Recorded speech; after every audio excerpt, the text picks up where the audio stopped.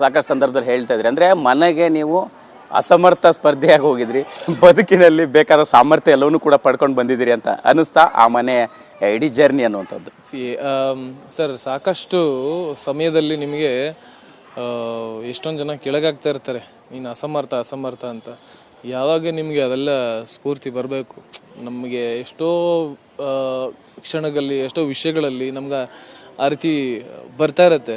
So ನೀನು ಸಮರ್ಥ ಅಂತ ನಮಗೆ ನಾವು ಸಮರ್ಥ ಅಂತ ಇದ್ದಾಗ ಅದು ಯಾರೇನಂದ್ರು ಅದು ನಮಗೇನು ಅನಿಸಲ್ಲ. ಸೊ ಅದೇ ರೀತಿ ಯಾವಾಗಲೂ ಹಂಗೆ ಆಗಿತ್ತು. ಅಸಮರ್ಥ ಅಂತ ಅಂದಾಗ ಸಖತ್ ಬೇಜಾರಾಗಿತ್ತು. ನಮ್ಮಲ್ಲಿ ಒಂದು ಸ್ಫೂರ್ತಿ ಉಟ್ಕೊಂತು, ಇವ್ರು ಅಸಮರ್ಥ ಅಂದ್ರೆ ಏನಾದರೂ ನಾವು ಪ್ರೂವ್ ಮಾಡಬೇಕು ಅನ್ನೋ ಥರ. ದಟ್ ಈಸ್ ವೇರ್ ಒಂದು ಸ್ಪಾರ್ಕ್ ಅಂತ ಶುರು ಆಗಿದ್ದು. ಅದೇ ರೀತಿ ಲೈಫಲ್ಲಿ ಕೂಡ ಯಾವಾಗಲೂ ಹಂಗೆ ನಾವು ಅಚೀವ್ ಮಾಡಬೇಕು ಅಂತಂದರೆ ನಾನು ಅದೇ ರೀತಿ ಯೋಚನೆ ಮಾಡ್ತಿರ್ತೀನಿ. ಸೊ ಇವತ್ತು ಆ್ಯಕ್ಚುಲಿ ತುಂಬ ಒಳ್ಳೆಯ ದಿನ, ನಮ್ಮ ತಾಯಿಯ ಹುಟ್ಟಿದ ದಿನ. ಆ್ಯಂಡ್ ನನ್ನ ತಂಗಿ ತುಂಬ ಭಾವುಕಳಾಗಿದ್ದು, ನಂಗೆ ಸ್ವಲ್ಪ ನೋಡೋಕ್ಕಾಗಲಿ. ಯಾಕಂದರೆ ಅವಳು ಫಸ್ಟ್ ಟೈಮ್ ಕರ್ಕೊಬಂದಿದ್ದು, ಪಾಪುನಾಗಲಿ ಅಮ್ಮನ್ನಾಗಲಿ.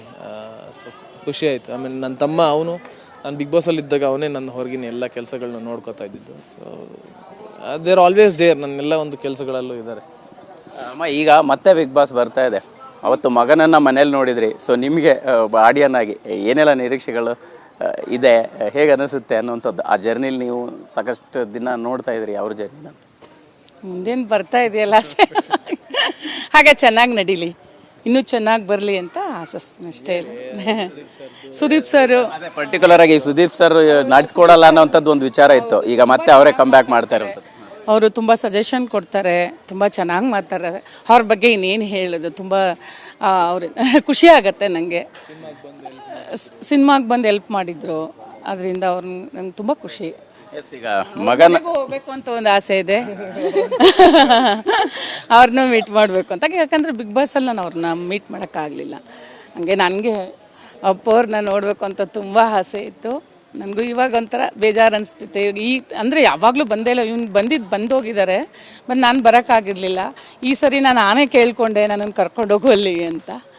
ಇಲ್ಲಿ ಬಂದು ನಮಸ್ಕಾರ ಮಾಡಬೇಕು ನಾನು ಅಂತ, ಹಾಗಾಗಿ ಕರ್ಕೊಂಬಂದ್ರಿ ಇವತ್ತು. ಮಗನ ಲೈಫಲ್ಲಿ ಏನು ಚೇಂಜ್ ಆಯಿತು ಅಂತ ಅನ್ನಿಸ್ತಿದೆ ಆ ಜರ್ನಿ ಮುಗಿದ ನಂತರ?